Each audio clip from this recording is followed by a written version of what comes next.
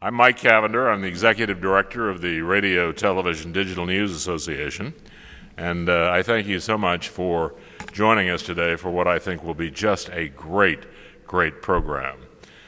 The John Hogan and Paul White Awards are Rtdna's most prestigious awards. And with them, we honor the work and the careers of two outstanding professionals. The Hogan Award honors the first president of what then was Rtnda, John Hogan, and the Paul White Award is named for the first president of CBS News, Paul White. Both awards, as I said, have been mainstays of Rtnda, which is now Rtdna. About 5 years ago we made that change, and so I want to make sure people refer to it properly. It's Rtdna now. And the Hogan Award honors the recipient's contributions to our profession as well as unwavering support for the First Amendment. And the Paul White Award, of course, honors just a lifetime of achievement in electronic journalism. Rtnda, or Rtdna, is pleased and proud that both are winners this year. The former chairman of NBC Sports, Dick Ebersol, and Vice President of CBS News Radio, Harvey Nagler. Both have contributed so much over the years to our business and our profession. Let's begin the presentation now. I'd like to introduce to you the 2014 chairman of Rtdna, Director of News and Programming at WDEL, Chris Carl.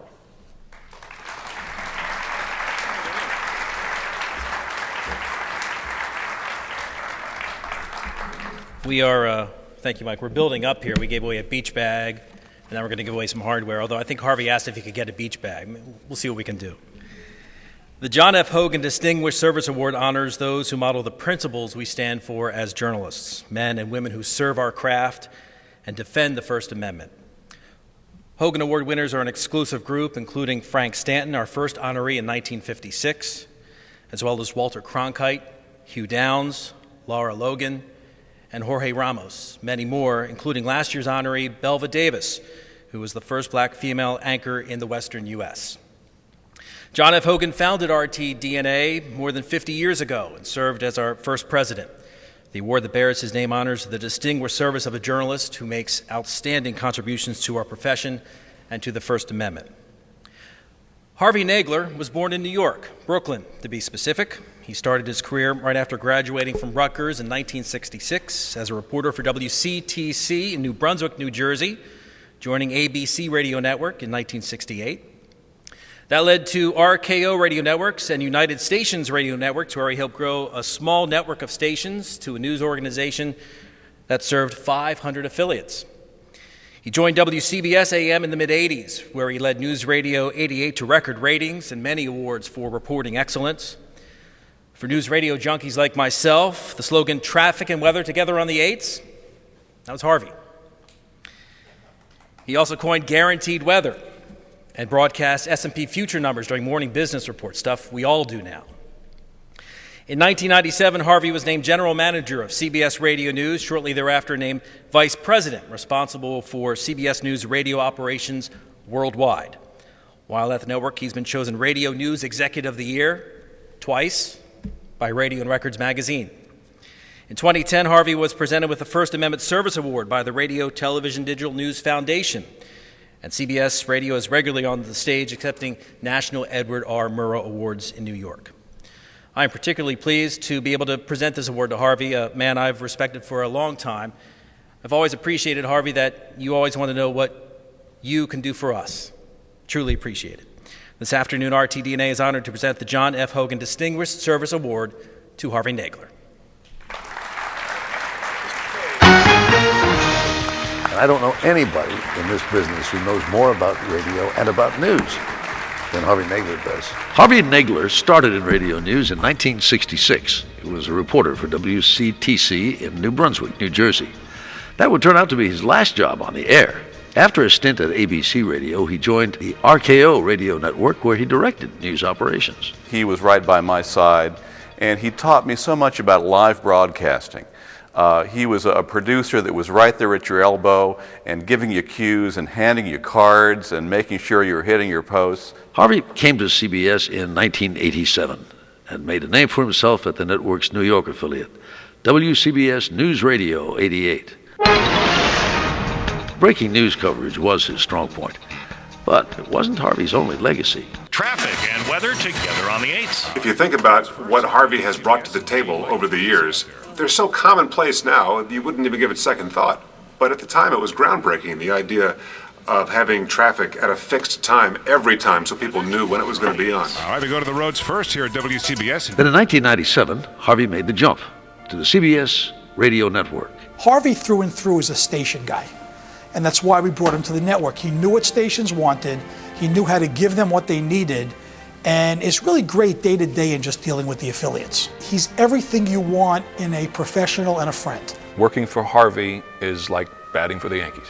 If Harvey calls, and you know who he is, and you know what he's done, and you know the nature of the operation he runs, you want to be. I'll talk to you later. You really want to be here. CBS Radio News has picked up award after award under Harvey's guidance, receiving the Edward R. Murrow Overall Excellence Award 7 of the last 8 years, continuing coverage 12 of the last 14 years, Best Newscast Award 4 of the last 5 years.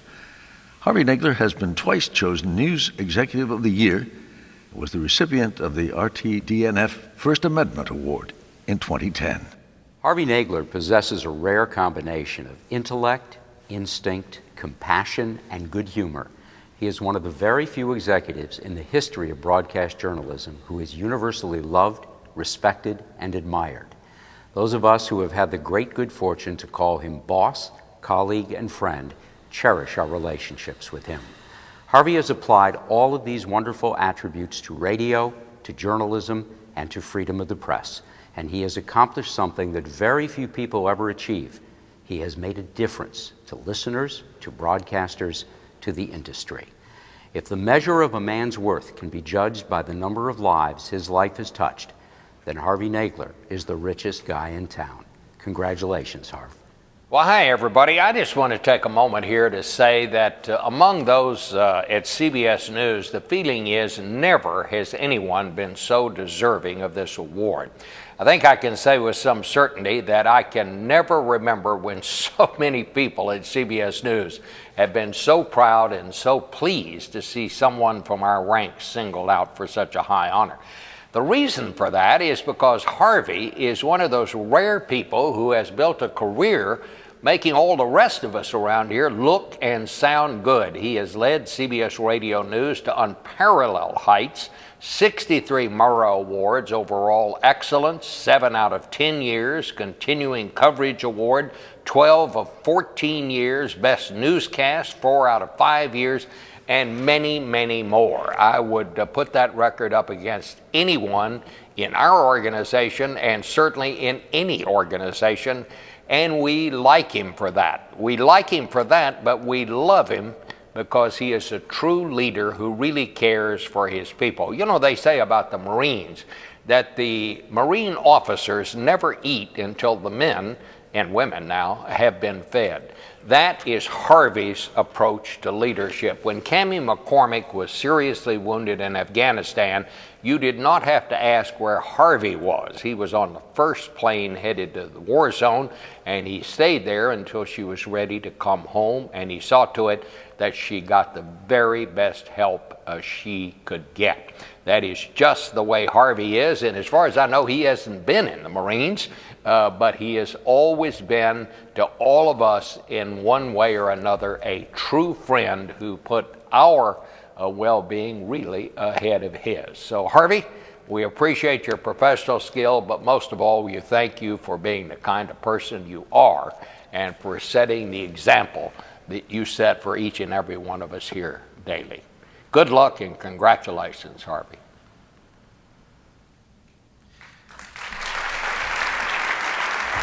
Ladies and gentlemen, it's my distinct honor to present the 2014 John F. Hogan Distinguished Service Award to Harvey Nagler.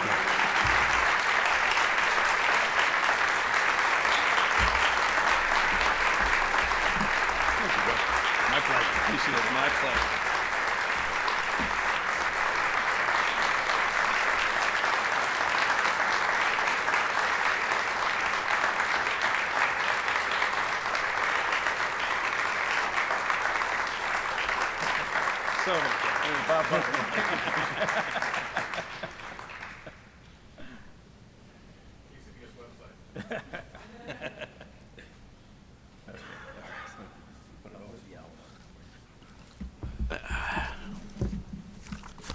Thank you very much for that introduction. If I'm half as smart as they said I am in the video, I think I should just say thank you very much and get off the stage.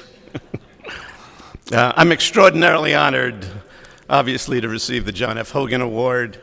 As Chris said, previous recipients have included Frank Stanton and Walter Cronkite, two of the giants of not only CBS, but of all of broadcasting. Both spent their careers ensuring that our company built and strengthened the standards of broadcast journalism, standards that were embraced by the entire industry, and standards that were and are so critical to our democracy. In broadcasting, we've always encouraged clarity and brevity, and it's most appropriate here and now to talk about the greatest example of clarity and brevity in our industry. It's one sentence, just 45 words in length. It proclaims and promises the freedom that define American democracy. First Amendment to the Constitution guarantees the right to freedom of religion, freedom of speech, freedom of the press, freedom of assembly, and the right to petition one's government. In 1787, Thomas Jefferson said, "Were it left to me to decide whether we should have government without newspapers or newspapers without government, I should not hesitate to prefer the latter, newspapers without government." Today, more than 2 centuries later, freedom of the press remains a hallmark of our democracy. And because this honor is given for a commitment to freedom of the press, I'm honored. I accept it on behalf of all of you who champion the cause each and every day in the course of the work that all of you do. I gratefully thank my family for all of their support throughout the years, my wife Susan and my children who are with us this afternoon. Thank you so much. I thank Rtdna for placing me in the company of giants like Cronkite and Stanton, on whose shoulders we all stand today. I'm humbled and appreciative. There are a number of students and educators in the audience today. To our educators, let me offer this thought. In this digital age, our schools must be incubators for innovation in a field that desperately needs it. And we need your help to help the students understand the practical as well as the theoretical. It is the blend of theory and practice that eventually will lead the day. To our students, as the journalists and hopefully the leaders of tomorrow, it is vital that you know the fundamental skills of reporting, while at the same time being creative and knowing how to function on all platforms. Remember, multiple platforms require a foundation, and that foundation must be based on knowledge of what journalism is, what it stands for, and the vital role that it plays in our democracy. In trying to shorten the speech a little bit, I read it to my daughter. When I wanted to cut the following sentence, she reminded me that this was something I stressed to both of our children. And if you were at one of the previous sessions, Kara also mentioned it. And here it is. It's a quote from Confucius. "Choose a job you love, and you'll never have to work a day in your life." I've been so blessed. One thing that I'm sure is on your minds, and that's for the students, is how do I get a job? Well, always remember this. When you go for that first job interview, the one thing your potential employer is always looking for is that single word, passion. Remember, no matter how many rejections you get, it only takes one person saying yes to change your life. And it will happen if you go in with passion and determination. My peers in the audience know all too well the seismic changes that the broadcasting industry is undergoing, as well as the incredible challenges that accompany them. In this past decade, evolution has become a revolution in our industry. This is a very different world than the one I experienced. But the work we do as journalists is just as important, even though it is far more difficult because of the explosion of new voices in this digital world. And yet, and remember this, the public's appetite for news has never been greater. Decades ago, we in radio, television, and print, we were the messengers. We decided what Americans should know. Today, it's the reverse.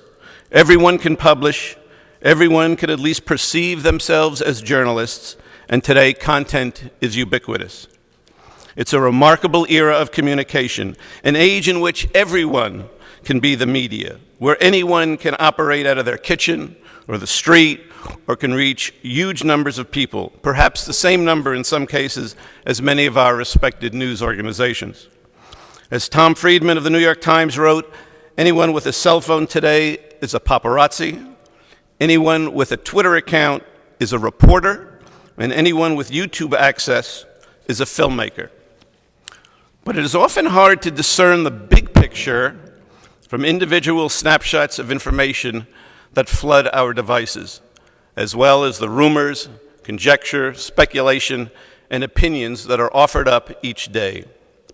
Our role should be to put stories in context. That's why many still seek out our journalistic entities with traditional values. In the end, Americans will still need to be able to turn to journalists and news organizations that they trust. You don't go to citizen surgeons, so why do you go to citizen journalists? So it's now our job, our responsibility, yes, even our mission, to maintain that trust as we broaden our roles on new platforms while continuing to serve our audiences on our traditional platforms. That's our challenge, and we all know it's a big one. We also live in a time when corporations view what we do from the lens of how does news affect shareholder values, and how does it affect the bottom line. But let me share a secret with you about the success of CBS.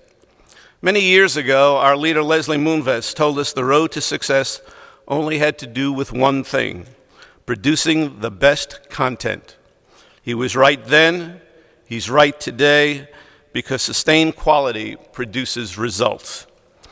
I still believe the answer lies in content, but since everyone thinks they are producing quality content, ours must be different. It must be unique, compelling content. We must deliver a product that stands out from the crowd, that begins by building a great team. And sometimes we build a team around one person. That person must be someone others can rally around, not someone who achieves star status solely as an individual. Remember, there is no I in team. Our work is always collaborative and one that requires strong, caring leadership. And there's no finer example of that than CBS Radio in World War II. The Murrow Boys, as they came to be known, rallied around Edward R. Murrow. He taught by example, and his pursuit of excellence embodies the spirit of what we do every day. Our goal now is to find ways to live up to the challenge in this new and exciting era. Each year, Rtdna honors the best in our industry with, as we said, the Murrow Awards. To many of us, these are the highest honors we can achieve for our work. Let me share one example of why Murrow still matters today. In 1958, just 56 years ago, Edward Murrow challenged the broadcast industry to fulfill its promise to serve the public good. Speaking at this organization's convention in Chicago, he closed his remarks with the following passage about television. And he said, "This instrument can teach, it can illuminate, yes, it can even inspire. But it can only do so to the extent that humans are determined to use it to those ends. Otherwise, it is merely lights and wires in a box. There's a great decisive battle to be fought against ignorance, intolerance, and indifference. The weapon of television can be useful." As we know, today there's more information available to us than Murrow could ever have imagined. And we can apply his charge to every digital platform in existence. It's a timeless challenge. As Murrow did in World War II, we have journalists today who put their lives on the line every day. It's our responsibility to make certain that James Foley and Stephen Skoloff and reporters like Cammie McCormick and Kimberly Dozier and Bob Woodruff and David Bloom, all the reporters who run toward danger when logic tells you to run the other way, that these people are never forgotten. They are the lifeblood of every credible news organization in America, and we salute them even as we pray for their safety and do everything in our power to ensure it. Our jobs are more important now than ever, and we should look at the digital revolution as an opportunity. It's a chance to help more people in more places become better informed. It's an opportunity to shine in this era of traditional media. And it is an opportunity to prepare the students in this room and across the nation to take up the cause of freedom of press and quality journalism sooner than later. Our time to accomplish this is now. We are the ones who people still trust to tell the truth, to get it right, to not only explain the who, what, where, and when, but also the why. We all need to rise to this occasion as Murrow did in his time. It's our time. Let us continue to make the most of it. And so as we begin to hand the torch to a new generation, let's get them ready in our classrooms and in our newsrooms.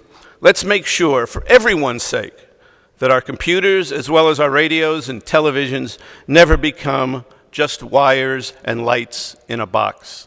I want to thank the Rtdna for this award, for all of those electronic journalists, and for continuing to be a torchbearer for those 45 words, 4 of which are freedom of the press. Thank you. To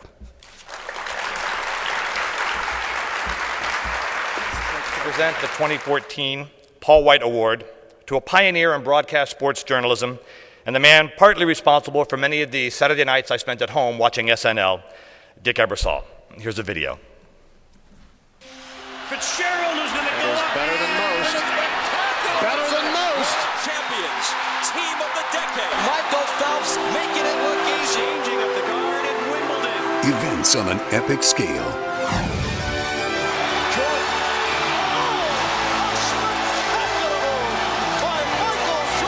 Moments of history. Syracuse just brought the house down. And electricity. As a producer and executive, Dick Ebersol is the name behind 7 of the 10 most watched television events of all time.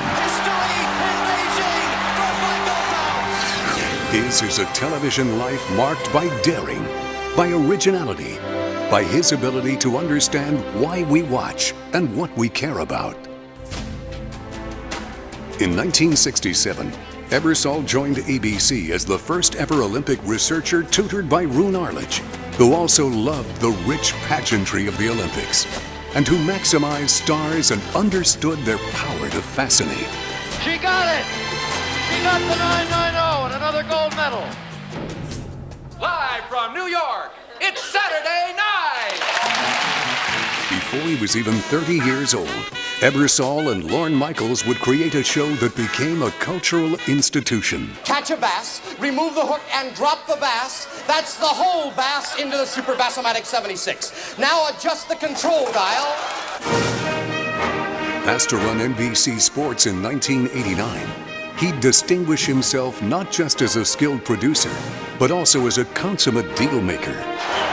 In 1995 and 96, NBC became the first network to broadcast the World Series, Super Bowl, NBA Finals, and Summer Olympics in a one-year span. Michael Johnson reaching deep. He has the lead. Into Olympic history. He led NBC Sports, the home of the Olympics, for more than 2 decades. Usain Bolt winning by daylight. He gets it done again. He did it. He did it.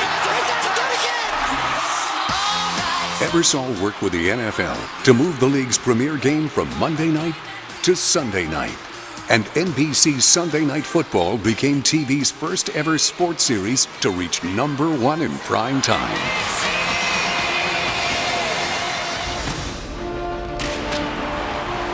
At the 2012 London Games, Dick passed the torch to a generation of Olympic storytellers he had trained for 2 decades as the London Olympics became the most watched event in U.S. television history. Number 19. No one has one more.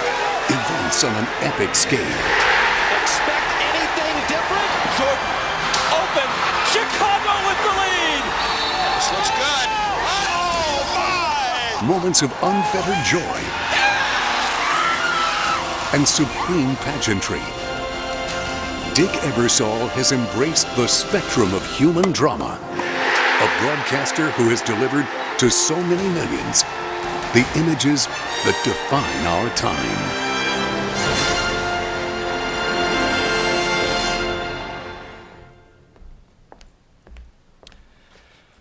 So let's welcome to the stage our 2014 Paul White Award recipient, Dick Ebersol. Congratulations.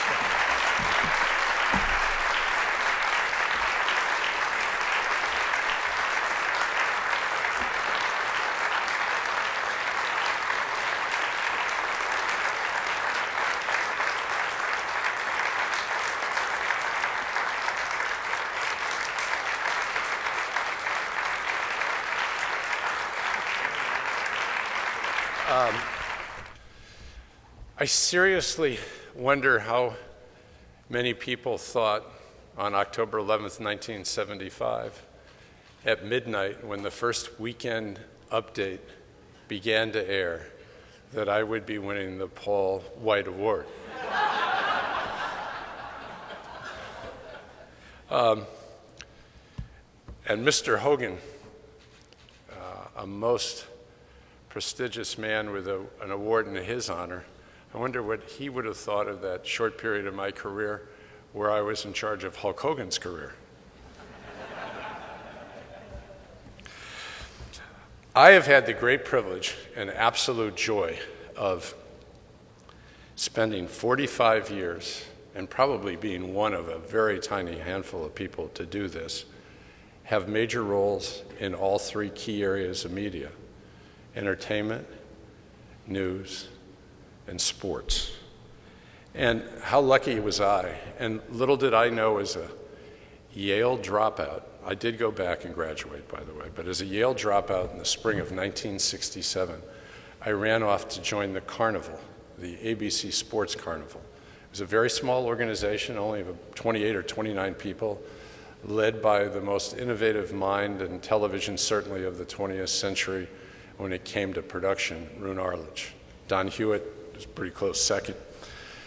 But Arledge hired me, and I think it came from his love of news, even at that stage of his career. He saw how well news talent were always prepared for an event, that they had researched it, but more importantly, they had researchers who really spent time learning about it and then passing it on to their key announcers. And Roone had done one Olympics in 1964 in Austria, and found out that nobody came with press guides back in those days. Very few countries traveled with a press leader. And so as a result, they usually went on the air with little knowledge other than whatever championships this person had won in the past, what their country was, and however old they were. And they'd always find out the next day in the paper after the press conference, after the event was over, that this young man, his father had been a resistance fighter, the mother had been someone who dealt in the resistance as well. I mean, the things that really would bring people to light. And what Arledge wanted from me, and what gave me the greatest teaching experience of my life, learning experience, was I was to spend 2 years traveling the world, basically Europe and the United States, getting to know all the top athletes and writing 3 or 4 page outlines of their lives, their backgrounds, et cetera, so that Jim McKay and all that other great talent that Roone had assembled in an Olympics would be able to make those people understandable to the American public. First of all, most of the events in the Olympics are not events that we really follow in the United States, for starters, so we didn't really know these people the way we would have known a football star or a baseball star. But more importantly, we really didn't know them. And so I attribute my real experience and story sense is starting at that very sense on that forced, wonderful march. Can you imagine being 19 years old and having a Diners Club card and an air travel card, and you were the one to determine where you were going to go? Greatest entry-level job in the world. And for a guy who had my passion, it was just a ticket to an incredible career. And soon thereafter came one of the 2 toughest experiences of my life, about 4 or 5 years later. It was really a baptism by fire for most of us. Roone, his key production people, of which I was one very junior member, and Jim McKay. And I refer to that horrible 24 hours in Munich. And Rtdna and I had been the last two people, literally the last two people, to leave the television compound at about 5 o'clock in the morning, on that morning, I believe, of September 5th, 1972. And Rtdna, as he was wont to do, stood outside of the broadcast center with me, while his German driver, wonderful man, who drove for him often in Europe, waited for us. There was a full moon, and the first week of the Munich Olympics was the greatest Olympics ever up to that point. The Germans were so eager to have a new coming out party with the world some quarter of a century plus after the war that they had turned on one heck of a show. They hadn't really, in their efforts to be so friendly, really done a great job of security. Unbeknownst to Rtdna and I, until a year later when the German police called him and explained it to him, the majority of those terrorists were in a dumpster in an area right off of our warehouse, which was next to our broadcast center. They were all there waiting for us to leave, because as soon as we left, which we only did because the driver said, "Hey, Rtdna, the kid and I are tired. We got to go back to the hotel." And Rtdna reluctantly got in the car, turned the corner, and we're told within minutes, the terrorists went over the fence and walked straight down 200 meters into the Israeli building. And we all got a phone call an hour and a half or so, 2 hours later, and we went back for an unbelievable ride where I really got my first education in just how tough your lives are, because there were so many rumors that day, and yet Arledge sat there at the control panel as the producer and constantly made people verify, verify, verify. And what a lesson it was for all of us who were there. And as a result, and Walter Cronkite, an amazing man who my family and I have really got to know in the last years of his life. He lived right across from the water from us on a harbor in Martha's Vineyard. He said at the time that that was the most unbelievable performance he'd ever seen, and it wasn't by news people. And that was further certified by the fact that for the only time in the history of the Television Academy, and they were all one still at that time, the News Emmy was won by NBC Sports, really a tribute to Arledge. That experience led, and that was just a combination of unbelievable luck. The next thing was Johnny Carson decided that he didn't want his repeats to air anymore on Saturday night. He wanted them to air on Monday night. He wanted to work a 4-day week, wouldn't we all? And as a result, NBC was looking, they hadn't announced it yet, but they were looking for somebody to put together a new program to replace Carson's weekend repeats, which did rather well. And I was the only candidate, as it turned out, and for reasons I still don't understand, I left Rtdna to take up that challenge. And my aim at the time was to have the best reservoir of youthful talent get their first exposure on television. And I could sit here and tell you the whole chase, but basically the one thing that came out of that search was I met an unbelievably talented Canadian writer-producer. He didn't have extensive credits at that point, Lorne Michaels. And as my partner, we mounted Saturday Night Live. He was the comedy, I was the organizer, I was the one who fought the censors. And it launched. And again, incredible timing. So many of you in this room live by a ratings book. For the first year of Saturday Night Live, unbelievably, we didn't have to live by a ratings book. Such serendipity. We got great reviews, lousy ratings, but NBC, for the first time in its history, fell to third place to ABC's triumphant launch under Fred Silverman as a programmer over there from CBS.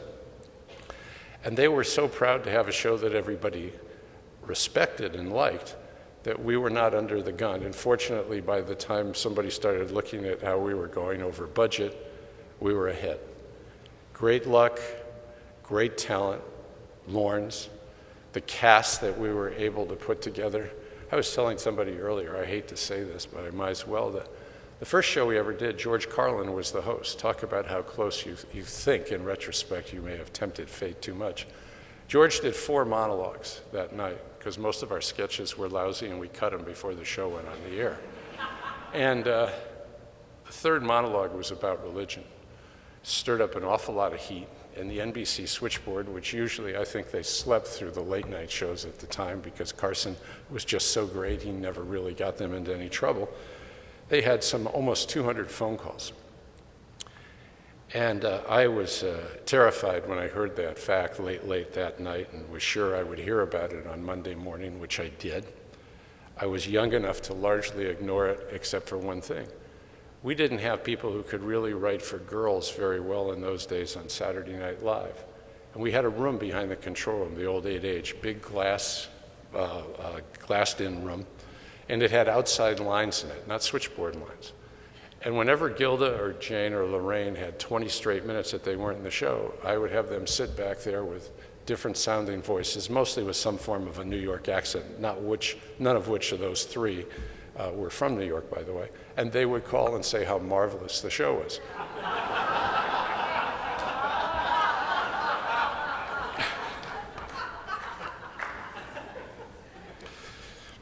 I'm going to try not to be linear in talking about my career, but I went out to the West Coast for a while after the first 2 years of Saturday Night Live to run most of NBC's programming efforts on the West Coast.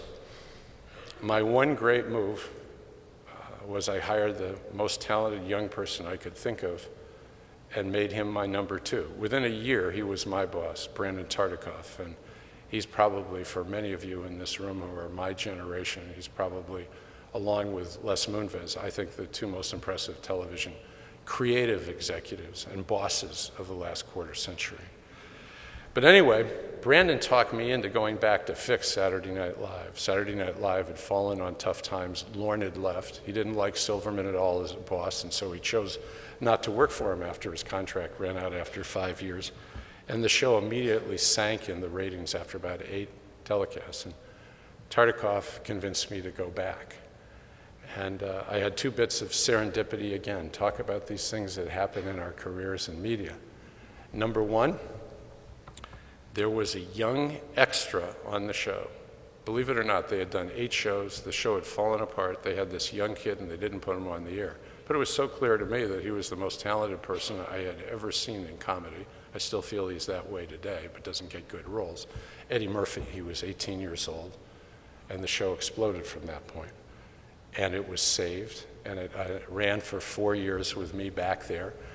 And I was lucky enough in my last year to convince Billy Crystal, Marty Short, Chris Guest, Julia Louis-Dreyfus in the beginnings of her career, Jim Belushi, all to be part of the cast the last year that I did it. So again, great talent, serendipity. Serendipity, you want to hear real serendipity? The first host that I had when Saturday Night Live restarted under me in 1981 was Susan St. James. And 6 weeks later, she was my wife, and she still is sitting here 33 years later.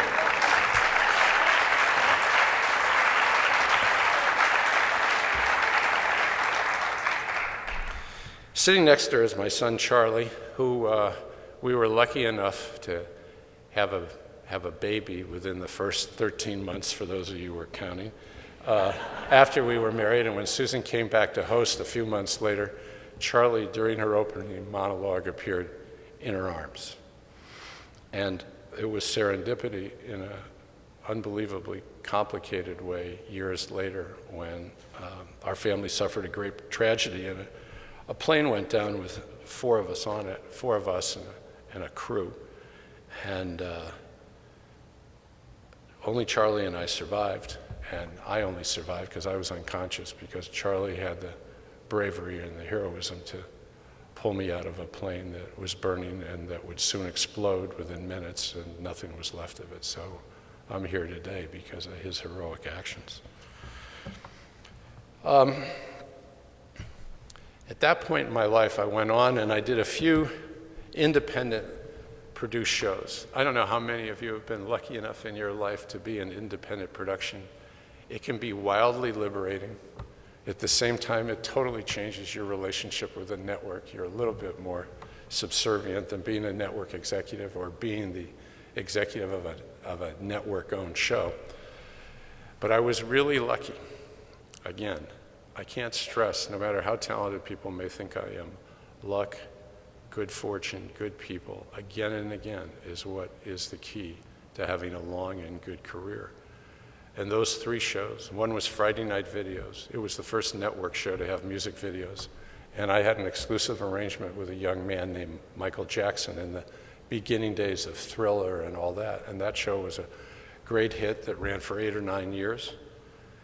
And then I got an idea. I'd love watching the Mike Wallace show as a young kid, that late show he did where he'd sit there with a cigarette and interview people. And I decided that I would build a show for Bob Costas where he would do a long, middle-of-the-night interview show, and the subject would really be only about the life of the guests. No promotion allowed, no movie clips, anything else like that. And I'm really proud of that show, and the show that I'm proudest of actually became 4 shows. In the very early stages of that show, Mike Wallace, who was another friend from Martha's Vineyard, agreed to come on and be interviewed. And unbeknownst to me, about 20 minutes into the interview, and Costas loved to talk and interview, so those shows weren't ever taped to time. Can you imagine that? They were, let Bob go on and on and on, and we'll fix it later in editing. But he asked Mike a question about 20 minutes in, and he said, Mike, I know you've never really talked about it, but depression has been a key part of your life. And Mike later said that he had a flashpoint. This show's going to air at 1:30 in the morning. I bet you more than half of the audience is made up of depressives. I'm really going to talk about it. And he did for 2.5 hours, and we cut it into 4 shows, and it became a week's worth of shows. And then the other show, which was an absolute lark. I had an agent who kept wanting me to meet Vince McMahon, and I kept saying, you've got to be out of your mind. What would I possibly be doing with Vince McMahon? And this agent shared a client. I had another client in the building, a guy named David Letterman. And I ran into David in a hallway one day, a few weeks later, and he said, how you doing? I said, I'm doing great, but I'm starting to wonder about our agent. He wants me to meet Vince McMahon. He thinks we might have a nice little relationship, come up with an idea for a show. And Letterman looked at me and he said, Ebersol, you're an idiot. Vince McMahon is one of the most interesting new people in America. Have you ever watched his talk show? Well, I hadn't. I watched it. It was uproarious. And I created a show with McMahon, which, I say proudly, just like I do about all the other shows, became television's first wrestling series in 33 years. And Hulk Hogan became a part of the American vernacular. All parts, as I said earlier, to John Hogan. But again, serendipity, good luck. And then I went back to NBC in a big way in 1989. They asked me to return to the love of my life, sports. They had an Olympics to do in Barcelona, and they knew I'd always wanted to do an Olympics. And at the same time, they asked me to come. They had a head of news, a magnificent guy, underappreciated to this day, Michael Gardner, running news. And they thought I could be some help to him on the production side, because he's really a pure newsman who come up through newspapers. And I went in, and I learned so much from Gardner about how to deal with talent, which I don't think many people give credit for. But I'll never forget one day, a friend of mine and I worked at NBC. We're driving off to one of those lovely GE conferences where they would talk about something like Six Sigma or something, and we're grinding our teeth all the way down the New Jersey Turnpike. At the same time, wondering what Michael was going to do, because he had a very acrimonious relationship at that point with Tim Russell. It was really quite uncomfortable. And Michael didn't show up hour after hour where we were waiting outside Princeton, New Jersey. And finally he walked in, and we were all expecting him to sit down and tell us that he had let Tim go. And he looked at us and he said, no, I made him the head of Meet the Press. He said, what? He said, yeah, he opened up the lunch break once again telling me about an hour and a half of Washington gossip, and I realized after all the failures we had on Meet the Press, this guy had it, and I should give him a chance to do it. I said, well, did he take the job? He said, no, he turned it down. He was so sure that I wanted to get rid of him, and the previous 3 guys, nobody had lasted longer than 16 months, so he thought this was a way to get him out of his talent. But fortunately, Jack Walsh talked Tim into it, and it became a magnificent success, and an incredible love affair between Russert and Gardner. And again, a lesson learned. How quickly we can get irritated by talent for all kinds of reasons, many times exaggerated. But somebody who has the patience and really looks at his passion is, wow. And I had a nice little run in that period of time with both world sports and news. One key last note I want to really make about news before I talk about a couple of things that really matter to me. And that is, at that time, there was an employee of NBC News, a guy named Bob Warner. And Bob Warner really taught a lot of us the value of all of you in this room. I mean, I think we had a sense of it, but how important it was to help you. And Horner alone poured the passion and all the efforts into the NBC News channel, which I think was one of the main things in at least changing the world for all of our affiliates, and making our local stations better equipped to cover the world as well as the local market. And I believe Horner's still actively doing that today, and I tip my hat to him. I thought he was a magnificent executive. And I would be remiss if I didn't talk about Tom Brokaw. I don't know anyone who worked harder, who had more passion, and more integrity than he did. And he was a great successor to folks like Cronkite as the leading anchorman of his time. And I'm glad to see today that he's doing better health-wise. But you know, for me, the biggest change, and I'd be curious to hear from some of you maybe at the reception and stuff like that I've seen in media over my entire career, is just the explosive amount of just that change. At times it's terrifying, at other times it's exhilarating. The explosion in content is not to be believed. It really isn't. I mean, who would have thunk it? And then the scariest thought of all, I wonder if my dear friend, and he was my dear friend, Charles Godfrey, Brandon Tarkoff, he would have found it impossible to comprehend that the viewer had become someone's program. I mean, think of even us in the room, how many nights do we religiously watch primetime programming? And if we do, don't we shift it? Or aren't we watching House of Cards or Happy Valley or something like that? It's amazing. Now, it's doing the ultimate thing we're supposed to best do, serve the viewer, but it's still real change. And again, good fortune and luck. What's the one thing that you can really time shift and qualify as a real American? Big time sports events, big time events, Oscars, stuff like that. And it was serendipity. Sitting there in 2004, trying to figure out, A, how to get back in the NFL, and how to create the game changer that would really make primetime football work again in America, because Monday Night Football had not worked for a long, long time. And I laid out to the NFL this idea of a whole night led by something, you know, I obviously ripped this off from the Canadian. It's Football Night in America. The idea of Football Night in America was it was going to be the first edition of football in America. All those games that were played in the afternoon, and what their impact was and what it really meant. And then to assemble the unbelievable great load of talent that people would really stand up and take notice. To say nothing of stealing the best producer that I can think of, Rtdna from ABC. But I had Costas. He became the overall host of the night. He did editorials that I'm sure drove me crazy, drove NBC crazy, but they didn't drive the audience crazy. Or maybe the guy did a little bit.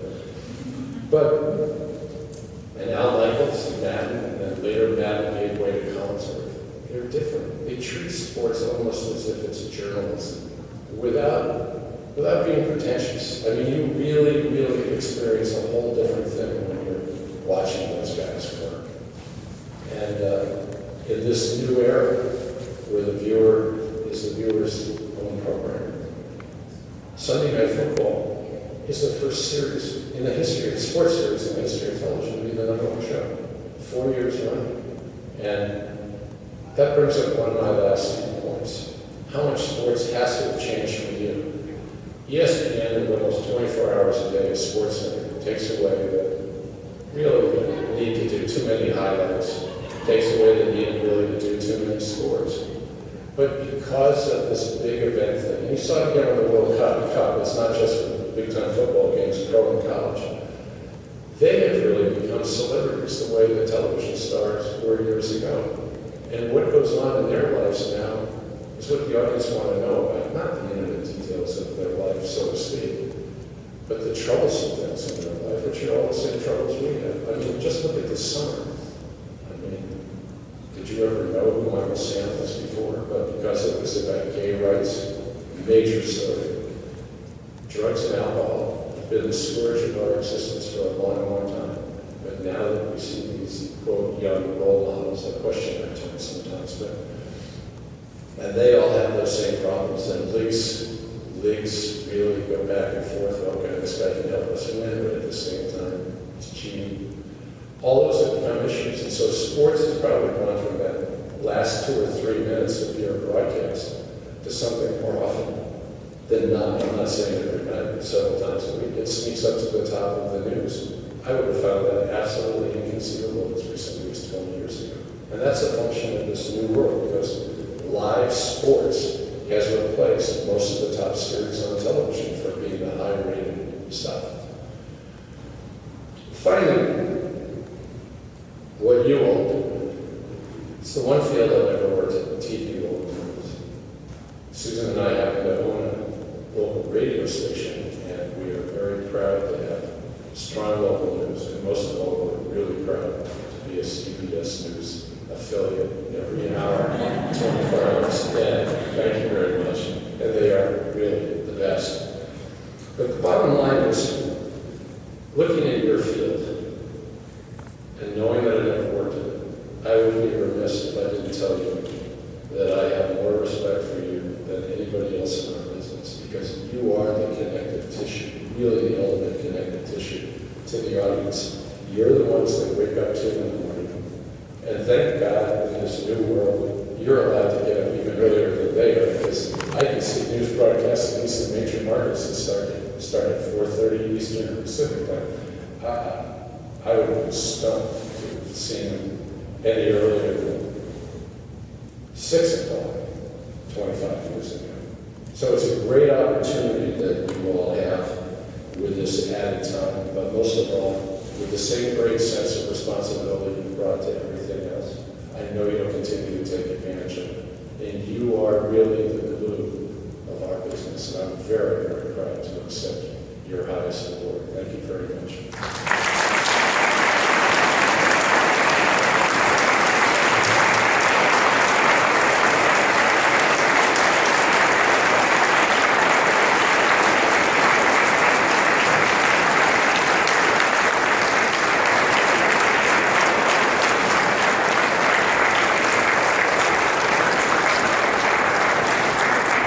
David Harvey, congratulations. Thanks to everyone for attending this presentation today. I hope you all can join us for the reception and have your tickets for the reception honoring both Dick Ebersol and Harvey Nagler, sponsored by CBS Radio News, NBC Sports Group, the National Basketball Association, National Hockey League, Broadway Video.